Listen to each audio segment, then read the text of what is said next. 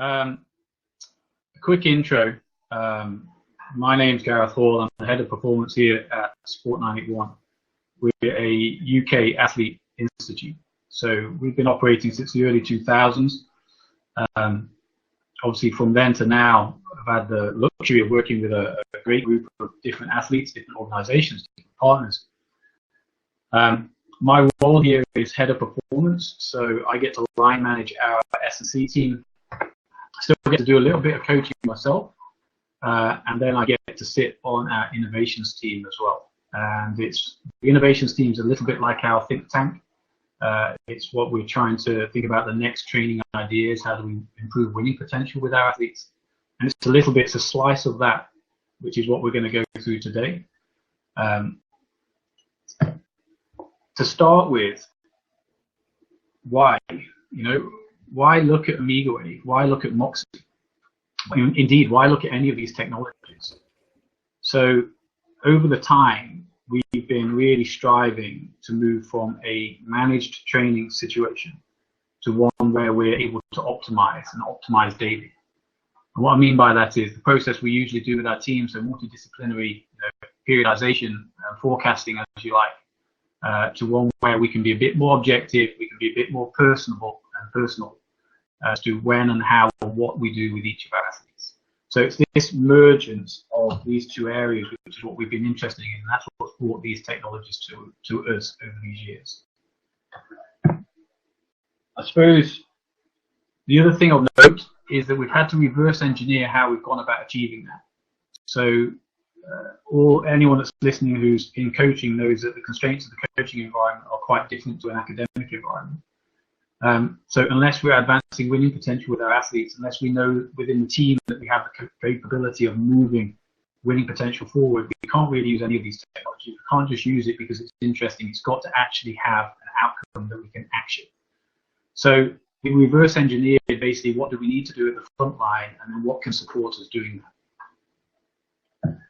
So where did we start? Well, we started really, you hear this all the time, context is king.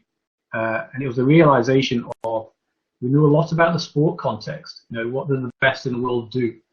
And we could break that down into nice digestible metrics, it's this fast, or it's this strong, or it's this percentage of first serves, or whatever it may be. And we knew a lot about the sports environment, but we knew very little about our athlete-specific context. So how well do they adapt living like this? How well do they respond to typical training, recovery training, travel, heat, humidity, jet lag? How well do they adapt to this context? And that was really a little bit of a ground zero point. So we knew the sport, but we really didn't know where our athletes were. So if we were going to optimize daily, that was the first thing that we needed to uncover. We needed to get a better grip on where our specific athletes' contexts were. That's where Omegawave came in. And we were lucky to work with Omegawave in the early 2000s with some of the football or soccer clubs. But when it became portable, it really became a bit of a no-brainer as to looking at this context-specific area that we wanted to look at. So we really summarize Omegawave by saying, do our athletes thrive or survive within their environment? So have we got guys well adapted? Yes, we have some adaptation capacity to be able to push them a little bit, and we can move them into that winning potential easier. Or do we have guys who are really, yes, they're able to produce the external markers of performance, but they're surviving a lot. There's a lot of fluctuation in the data. Sometimes they're good, sometimes they're not good. And that was critical for us. And so to start with, we really wanted at this point to be able to better adapt what we did with our athletes on a daily basis. And indeed, the Omegawave gave us that acute response. Where are you today? So if I'm going to do some daily optimization with you, literally, where is your adaptation profile? What should I do? And it also gave us the capacity to look over time. What's the microcycle like? What's the mesocycle like? So in our quest to optimize, this was really a groundbreaking opportunity. We could find out, yes, we know what the sport requires, but now we can find out what you're like, how you're coping, and what we could potentially do to optimize your training better on a daily basis. And we used that for quite some time just on its own. This kind of level of data is what we utilize to try and move our winning margins forward. And it was pretty successful. Over time, we were searching for how to quantify what to do with them live in a more objective way. And really, that's where Moxy came in. Moxy gave us the flip side of the coin. We knew where your adaptation capacity was, but we could now look at how you adapted live in the training environment. So what costs are you paying in the training environment that we're delivering now? So where, what limiter are you hitting, how are you compensating, ultimately what's the adaptation likely to be at the end of this training session? And critically here, this bottom bullet point, so what dose response could produce the most favorable adaptation given your current adaptive profile? So there's a quick summary between Omegawave and Moxy with what we were trying to achieve. Both techs were having allowed us to look at the athlete's functional systems and their adaptability to stress. Both gave indications of acute and chronic change, improvements in detraining. Omegawave, yes, looking at regulation shifts and overall adaptability, and Moxy obviously playing around with THP and SMO2 and resting levels and capacity to desat, etc. So they both met the criteria we needed to be able to optimize daily. So we could have this pre-planned approach, the good multidisciplinary periodized model, but we could start fine-tuning that on a daily basis, both with what your adaptation's like and then a dose response of what we're trying to do with you. Now, the second part of this, I want to explore, and it's an adapt to fit your context. But it's certainly not here as a formulaic approach. It's to stimulate some thoughts. You've got to realize there is no real formulaic approach. You've got to become a coach. You've got to become a decision maker with it. And from those decisions, you need to learn what's effective and what's not with your athletes. So don't take this as gospel, but it's there just as a jump off point to discuss some of the tech. The athletes we're going to look at here are invasion sports athletes, reception-based, intermittent speed athletes. So think people like soccer, racket sports. Some of these guys have relatively normal external data, so GPS and force platforms, but the cost of living in this environment and doing these tasks varies enormously day to day. So the first group, and we're going right at the top here, these are our best guys. These are, I've termed them elites here. Olympic medalists, world champs, superstars. And we've been super lucky to be able to work with this caliber of athlete. What did we learn when we approached this optimization model with them? Well, a great percentage of those guys thrive. Think of that Omegawave thrive and survive. These guys are thriving. So they're positively adapted to the environment. So we tend to see very consistent data from these guys. Not a lot of fluctuation in the data apart from planned overloaded. So a lot of greens in the windows of trainability. So they're medaling and they also look like they're the best thrivers out of the group. When we added Moxy to see, well, how are you doing in session, we tend to see strong external performance data prior to hitting our limiter. So one way, shape or form, they have found a way to gain some sort of balance between their mechanical profiles, their physiological profiles, so they can perform at a very little cost. So high performance outcome, minimal cost, super efficient. And ultimately, they were doing this way before we looked at managing them. So the managed approach, the forecast approach, was actually very close to their optimum. It doesn't mean that we don't still optimize their routes. It just means that the dose of the optimization is small. We're looking at fine tuning these guys. And that's good because their competition schedules are so hectic that there's very little development time anyway. Now, with the elites, it's worth noting one particular group of the elites, and these are the guys who have got fantastic tactical advantages. They read the game really, really well, and that's their strength. That's what they win on. And 19 out of 20 times, that's successful. These guys, though, you just have to be careful where they're not able to do that for whatever reason. They get boxed up in the game. They can't do what they usually do. And then they run into some physical problems earlier. They tend to hit their limiters earlier, they compensate accordingly. The dose is slightly different, and so the Omegawave moves into the survival kind of response, an unusual response for them post-kick. It's good to find that because the competition schedules are so hectic. We need to see it and then use the Moxy and the windows of trainability to adapt their readiness for the next event so that we're keeping them high as opposed to that's the start of a declining process. So with the elites, it's very much about fine-tuning them, monitoring, watch for the road bumps. Large decisions about training need some careful consideration. These guys are already medaling. They're doing very, very well. If the Omegawave is pretty constant, they've found a way. So it's to feather that towards maintaining it, as opposed to going in there and just ripping up the rule book and doing something different. So the elites look elite when we look at their optimized process as well as they are getting elite results. With well, these are still pros, but they tend not to be the medalists. So a different group of athletes. So they tend to be outside of medal contention at the Olympics. They're not guaranteed that the starting 11 is something like the Premier League, above 20 in the world in a racket sports kind of position. Still phenomenal athletes, but there tends to be a difference between these guys and those elites. And when we looked, they have a greater proportion of survival response than thriving responses, and that's happening acutely, so as one-offs, and chronically over time. Because of that response, they tend to have greater fluctuations in their Omegawave, and that might be DC, HRV, or energy, or a mix of all the above. And they tend to run into their limiter and compensate larger and earlier than the elites do. So their pre-plan to optimum is not quite as good. These guys really need support. And you've got to figure out what to do for each individual. If you look on that sheet, I'm not giving really anything away because it's very difficult to. You're going to have to look at the data and figure out what each athlete needs to win more. But these guys need the support. So they still have ideas. They still want to be a medal contender. They still want to get starting 11. They still want to break top 20. The comp schedule is very busy, so you need to be careful about when you push them and when you stop. Now, if you know what their adaptation profile is like through Omegawave and you know what their limiter is through Moxy, you can better optimize the window of opportunity when you get it. So if they don't play on Saturday and you've got an opportunity to push them a little harder in the start of the week, you can choose to do that and dose them accordingly and still get them back to a ready state come next game. So these guys are the optimized routes. These guys are the ones that really need that. Inconsistent guys. Now, there's all sorts of inconsistent performers. The guys we're looking at here tend to be big survivors again, not thrivers. So bigger limiters, bigger compensators as a result. And although you can get different types of inconsistent performers, the ones that we're talking about here tend to be the athletes on the outliers. So high and low on what the sports spectrum requires.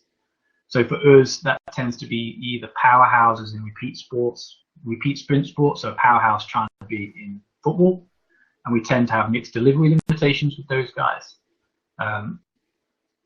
Ideas of what to do with them.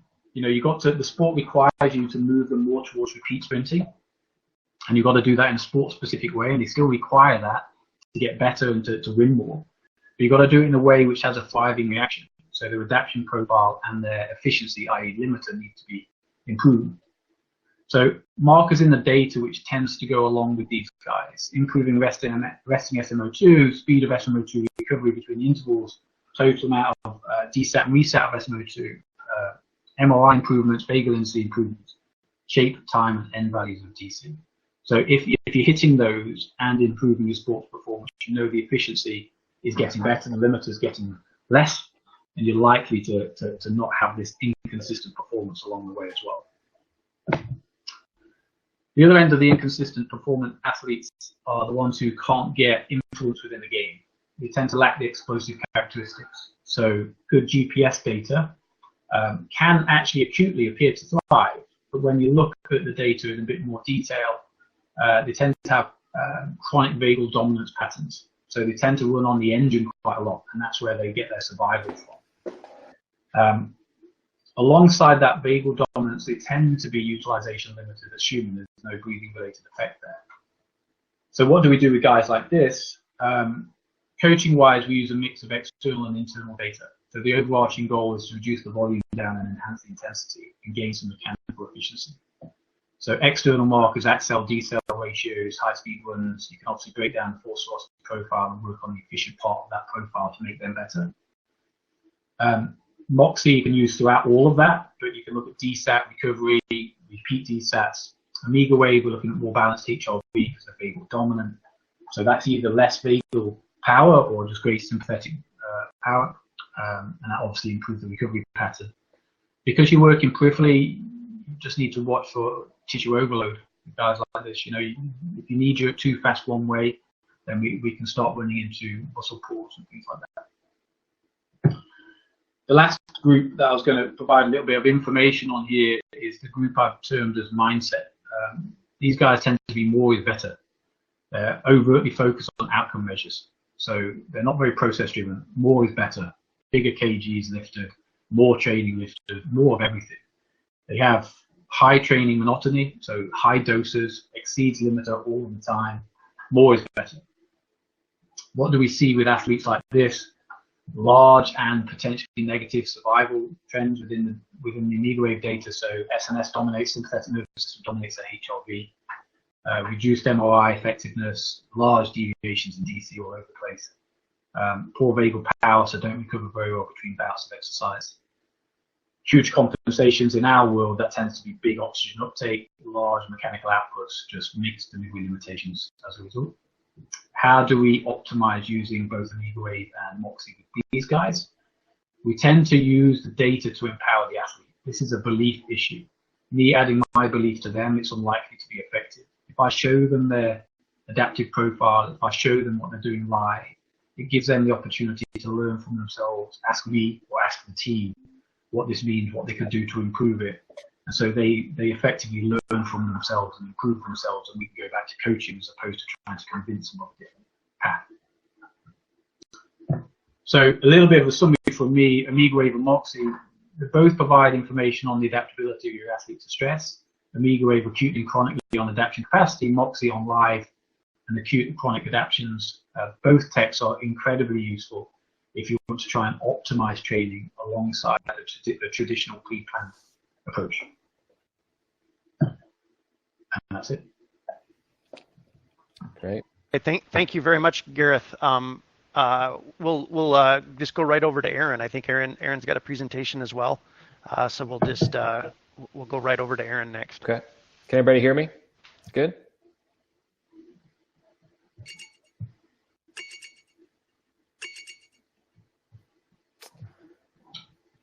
All right. Okay, so I'm Aaron Davis of Train Adapt Evolve here in Austin, Texas. We've been using both the Omegawave and Moxy now for, probably 4 or 5 years. For us, the marriage of these two systems is, I think, for us, probably the cornerstone of what we do.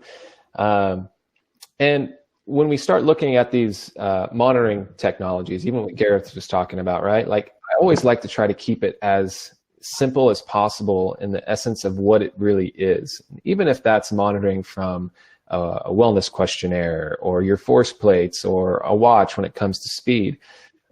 If we boil it down, it's all about energy. It's either the expression of energy, we're watching how the body is utilizing energy, or maybe trying to mobilize energy for a given situation or environment. So it doesn't matter what we do and how complicated, because I think sometimes we can kind of get lost in the weeds a little bit when we look at both the Omegawave and Moxy. But if we really just look at it as from a very simple perspective, that we're just looking at energy. Just like Gareth said, which is very, very interesting, and I love that he mentioned it, the fact that when he sees his elite athletes, we see these athletes, Omegawave data, just kind of plateau out, right? And in a good way. It stays steady and consistent. I always like to give an example of the fact that if you're the guy watching the seismograph on an earthquake, you like it when it doesn't say anything, right? Or it doesn't say a lot, big fluctuations. If you see big fluctuations, then you know that there's something that's going on that's wrong, right? And it's very similar in this monitoring aspect, and especially with the Omegawave when we look at the adaptive potential of an athlete. We just want to see things being consistent while hard work is still being done. Now, it is also good in this essence to seeing that if energy starts being lower, what are the adaptations that are happening within that? Or even when an athlete becomes depleted, right? That's where Omegawave really comes in, because in these altered states, we can see what part of the functional systems we need to address or we need to intervene, right? And in our space, we do a lot of one-on-one and kind of deep dive on a lot of these athletes, and this gives us the roadmap of what system might be playing catch up, which one is really strong, and Omegawave really gives us that picture. Now, when we look at Moxy, and this is just a representation of like one high intensity interval, it's still the same thing. If we think of like what Moxy is doing from an acute standpoint in real time, within that workout, we're looking at energy being utilized and gained within that session. All right, so it's always about energy. Omegawave gives us more of that kind of that loading and that adaptation, while Moxy's given us that acute bout and being able to really monitor and intervene in real time. Obviously, when SMO2 falls, that's when the athlete is utilizing energy, and then in the recovery period is when it comes back up and we know we're ready again for our next interval. Very, very simple. Also, too, if we just kind of look at it from a very simplistic standpoint from both the THB, which is the blood volume at that acute site, and SMO2, we can now say, hey, how big is this battery? What's the capacity, right? And then how much potential, how much is that battery charged by the SMO2, okay? But at the end of the day, if this is an interval and I'm watching this just allows me to see what the energy status in that muscle is while the athlete is going in real time. So how do these guys talk to each other? They talk to each other in multiple ways, but I'm just going to pick this one just because it's interesting. This is a field sport athlete, fast, but if we really talk to the coaches, they're the ones that are saying that this guy doesn't have very good endurance, work capacity is crap. They might even say that he is lazy, right? And when we look at these athletes, especially on Omegawave, we can start seeing cardiac numbers being low. This aerobic and anaerobic status is just a representation of the heart. And if we just think about it from a very simple perspective, if we're seeing anaerobic high and aerobic low, we know that heart is playing catch up now within that environment. And so we really want to change these numbers. And generally when we think and we see these athletes, and specifically when we had just the Omegawave, you know, there always is these, I come from the endurance background, and so I'm taking this athlete and I'm like, okay, we really need to up the volume of this low end aerobic work, right? And we really didn't see huge changes. We knew there was an issue there, it was spotted, but the intervention we chose didn't take into account some of the mechanical forces within this athlete. Here was the kind of the monthly averages when we first started. Obviously, giving athletes a bunch of road work for this type of athlete will usually not be great. And that's just because when we start looking at these mechanical forces, we have to realize that within the contraction of their sport and activities they're doing, they can affect how blood flow is entering into the muscle and leaving the muscle. And with that said, we also have to realize that if there is inhibition of blood coming back to the heart's going to have to work quite a bit harder. And so that's really where Moxy has come in the sense of looking at what does the contraction type actually affect some of these kind of physiological parameters that we're picking up on Omegawave. If we have athletes that are doing their sport and they're constantly in arterial occlusion where they're blocking off both the inflow and outflow, the heart's going to have to work just that much harder for that given activity and duration. Granted, this slide here just shows a spectrum of how kind of we look at arterial occlusion. If we really think of arterial occlusion to the right, for those Omegawave users, this is, let's say, a power lifter doing their 1RM. Velocity is slow, force is high, creating a lot of tension. It's ideal in that sport, but it's probably not ideal for a marathon runner, and this is represented in actually when we monitor runners or strength athletes, right? We never seen a marathoner, at least not a good marathoner yet, arterial occlude during their sport. And likewise, I doubt I'm going to see a power lifter that's super elite, not create much tension and just do a compression force, okay? So here's the spectrum, right? Just so you guys can kind of see a visual of what I'm talking about, what maybe an occlusion looks like. It's just that hose analogy. If I crimp one end of the hose, fluid will build up on the other side. That crimping action is the muscular forces to the capillary beds.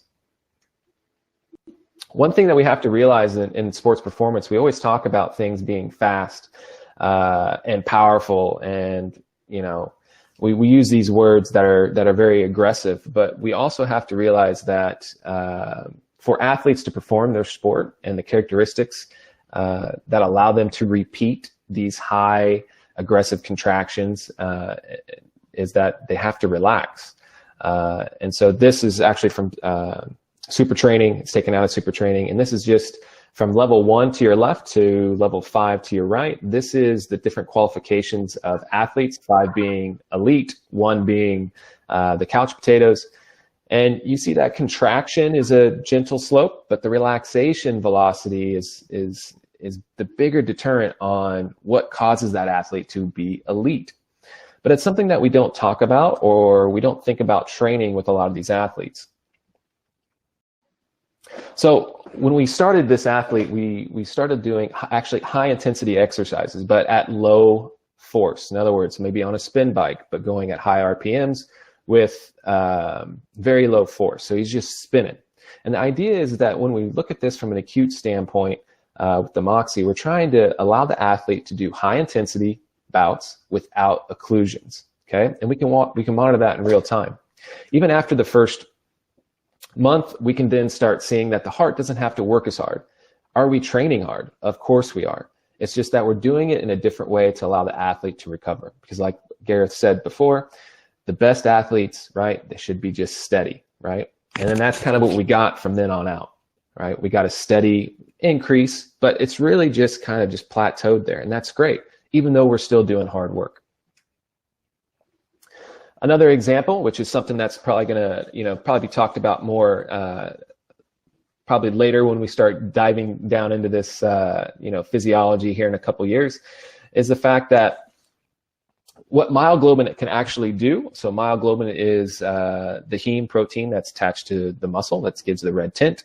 We started noticing that that role has a very unique role. And when we started seeing these athletes that would come in that was overtrained, we'd see these big parasympathetic shoots on Omegawave. And it was always interesting to me is to look at these deviations from the norm and see like, well, what is actually happening and what does this actually look like on the Moxy?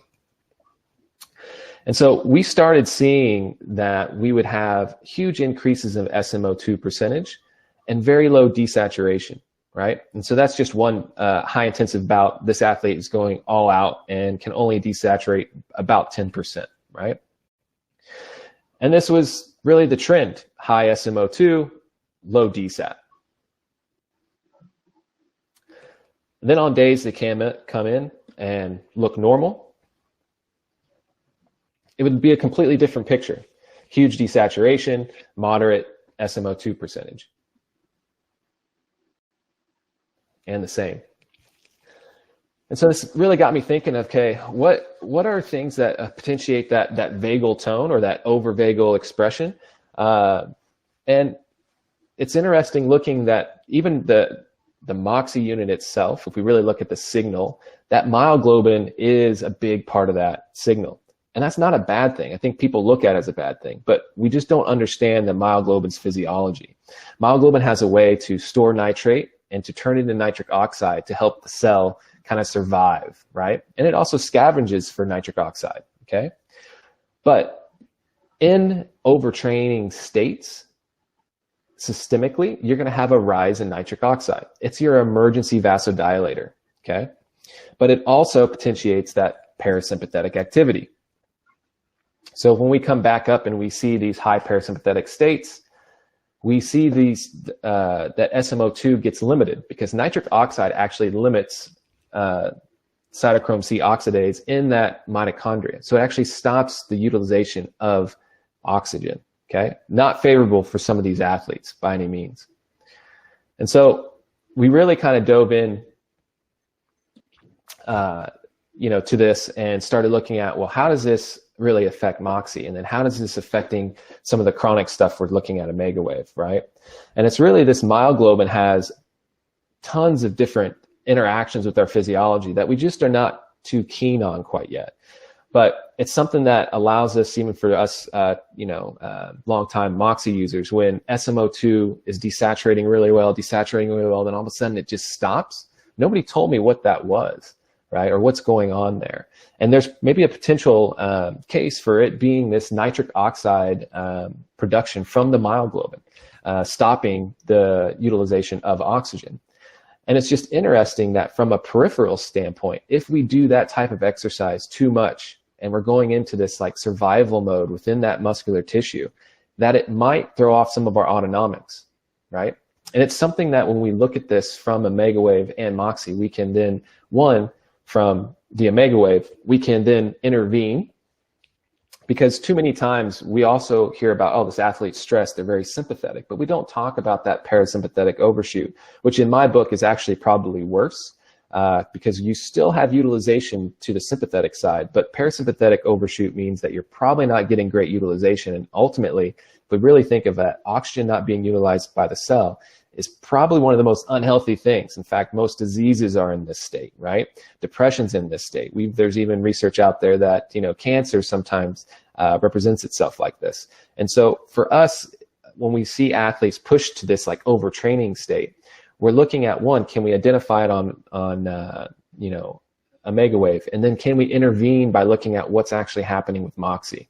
And if you use Moxy enough, and if you study myoglobin, you can see that in those hard states, when the athlete and that tissue is really beaten up, doing low-level aerobic work with very high SMO2 buildup will actually scavenge a lot of this nitric oxide. And even doing altitude training with, let's say, a respiratory trainer with CO2 will help reverse some of these. It'll even help reverse the autonomics, because the body will feel that it can actually drop off and utilize oxygen again. And so it's these little, I guess you could say, nuances that we really look for to identify what's actually going on. And for us, we couldn't get that picture completely unless we had both systems. So that's my little tidbit on kind of the marriage of both Omegawave and Moxy. Appreciate you guys' time. All right, thanks everyone. Thanks for presenting, both Aaron and Gareth there. If anyone has questions, please submit them into the chat box on the in the lower right of your screen. I've got a couple here. So first of all, if you see a conflict between the Moxy and the Omegawave data, what do you do about that?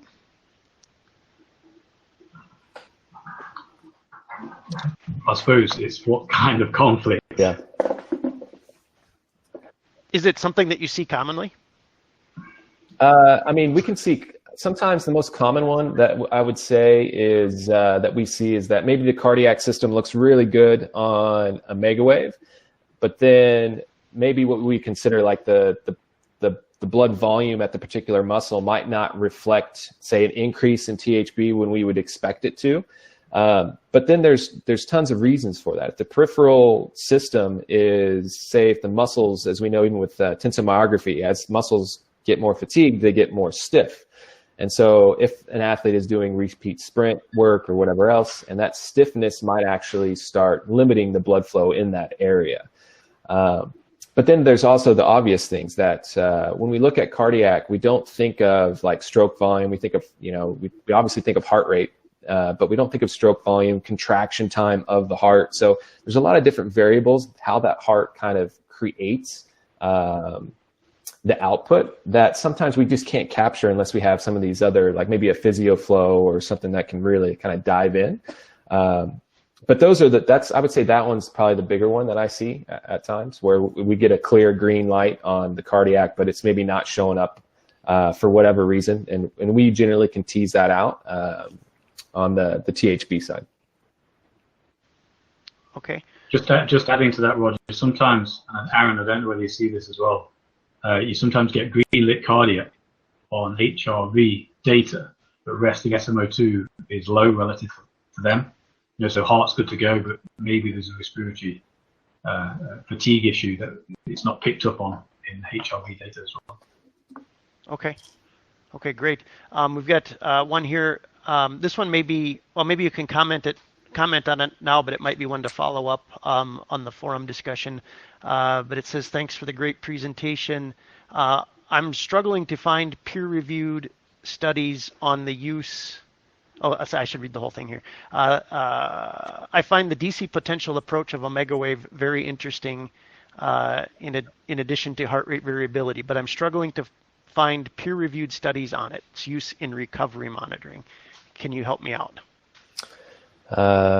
Gareth, do you want to hit that one? I mean, yeah, for sure. I mean, I think there's two things there. I know Omegawave have a number of studies on this that should be published in the next kind of 6 to 12 months.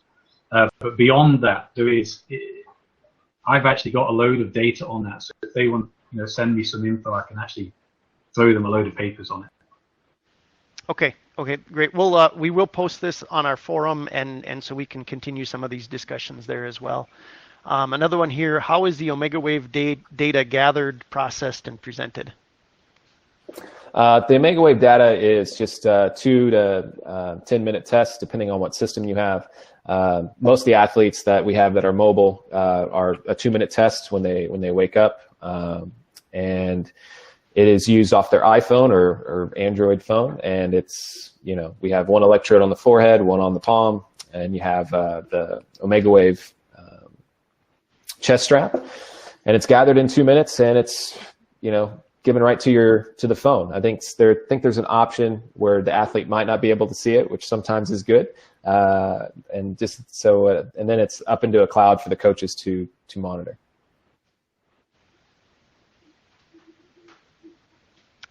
Okay, the next question: have you used tensiomyography with Moxy before and seen associations between the TMG results and Moxy outcomes during work? No, I haven't. I'd say that probably the person just been able to study. The tensiomyography is extremely expensive, but probably the expert in that field would probably be Landon Evans. He's done tons of work with both Moxy, Omegawave, and tensiomyography.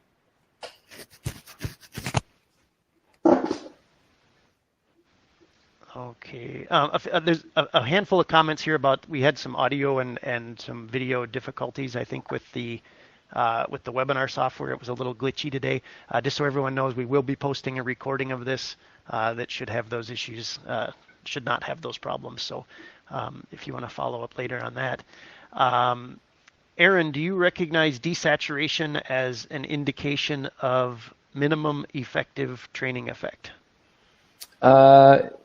Yeah, I would say that depending on what we're doing, if we're looking for desat in, like, say, high power outputs, and generally the athlete does desat, we generally have like kind of norms for the athlete. It's very individual. You can't obviously put averages with athletes together across the board, but individually we can see specific desaturation time points and percentages. And I just want to make sure that looks normal.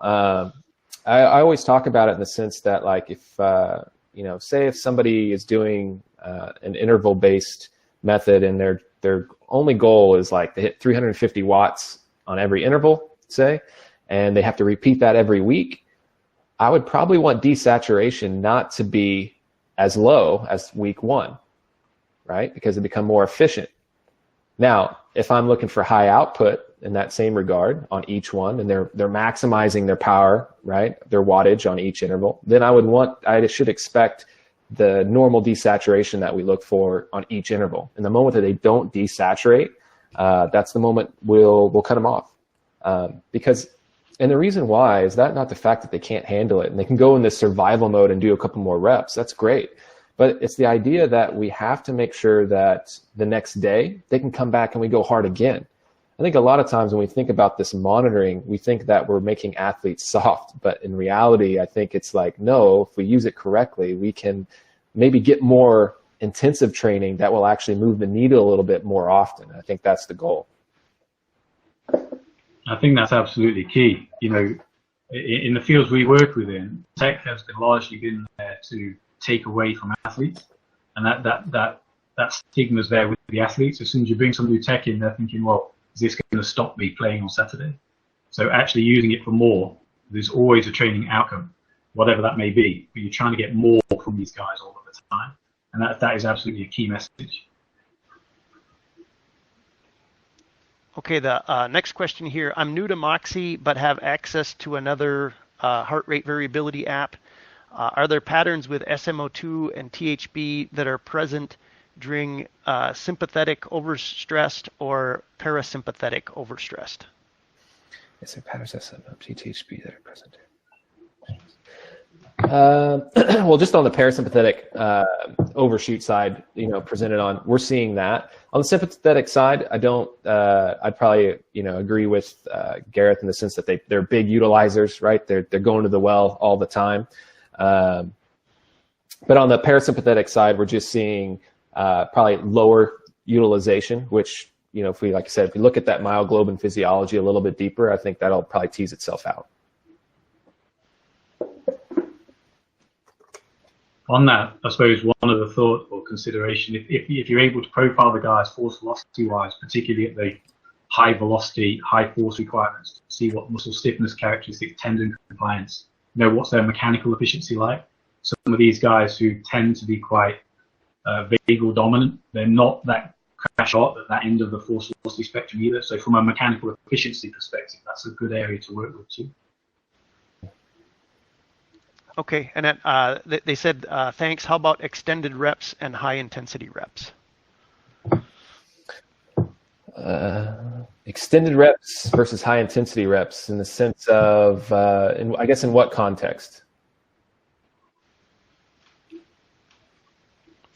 Let's maybe come back to this one in the forum if you'd like to continue that discussion on the forum. We're not with this format. We're not real good with the back and forth, so the forum might be a better way to go there. They just did 20-second sprints versus 10-minute. Oh, there you go. There you go. Yep. I would say. So it's going to sound weird coming from an endurance background, but I look at everything from a sprint coach's eyes, because in the sense that, like we just talked about, these mechanical forces from contraction, right? When we see these mechanical forces, let's say occlusions happen, it's just an intramuscular bracing strategy, right? They have to try to recruit a lot just to kind of make this coordination of the whole body happen at those desired power outputs. And so when we think of trying to train these athletes, depending on the sport, I always think we got to be kind of close to whatever velocities or power outputs that they're producing, and then ultimately try to make them more efficient so they can repeat this process over and over again. And so we just have to identify what that looks like. If it's an endurance athlete, what their coordination needs to be is whatever race pace is, right? So if they're a miler at 4-minute mile pace, then their coordination needs to be very efficient at that pace. So then we want to train certain aspects or certain intervals around that that pace. And by using Moxy, we can then, again, just like I said before, if we have an interval of 350 watts every interval, right, and we do that on week 1, I shouldn't see that same desaturation, maybe less desaturation by week 4 or 6. And it's very similar when we think of endurance training, say that 4-minute mile pace, if that's 60 seconds per quarter. If I do that over multiple weeks, I would see hopefully less desaturation, right? More efficiency at race pace, more coordination at race pace, and then extending it, right? And so it's not that 10-minute runs are better than 20-second sprints or vice versa. It's just really trying to marry, the intervention with what the athlete actually needs. Okay, I think we'll take one last question here, and then we'll finish up. Gareth, do you think that Omegawave would be more accurate to measure heart rate variability if the assessment was while sleeping, when in theory there is not any kind of voluntary disturbance from the person? For example, the changing in breathing rhythm. For sure, I think there's a whole heap of data out there on sleeping HRV.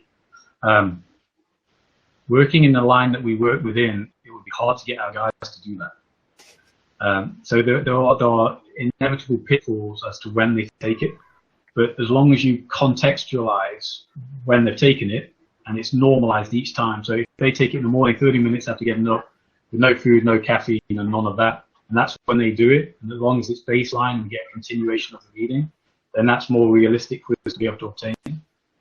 Likewise, if they're away and they're traveling and we only get it in the hall before we go competing, at least we get what you like before you go on. So I suppose to some degree, it's the environmental constraints of getting the guys to do it. There's value in looking at this sleeping HRV for sure, but in our experience, getting guys to do that regularly is very difficult. Okay. Thank you so much for giving the presentations and answering the questions, and thank you to all of our attendees. I'd also like to say thank you to Mikhail at Omegawave. It was his idea for putting this webinar topic together, and he helped with the organization of the event. So a big thank you to Mikhail. When I send out the follow-up with the recording, I will also send the contact information for Mikhail if you'd like more information on Omegawave. So with that, I think we'll wrap it up for today, and thank you again to everyone. Yep. Thanks, guys. Thanks, guys.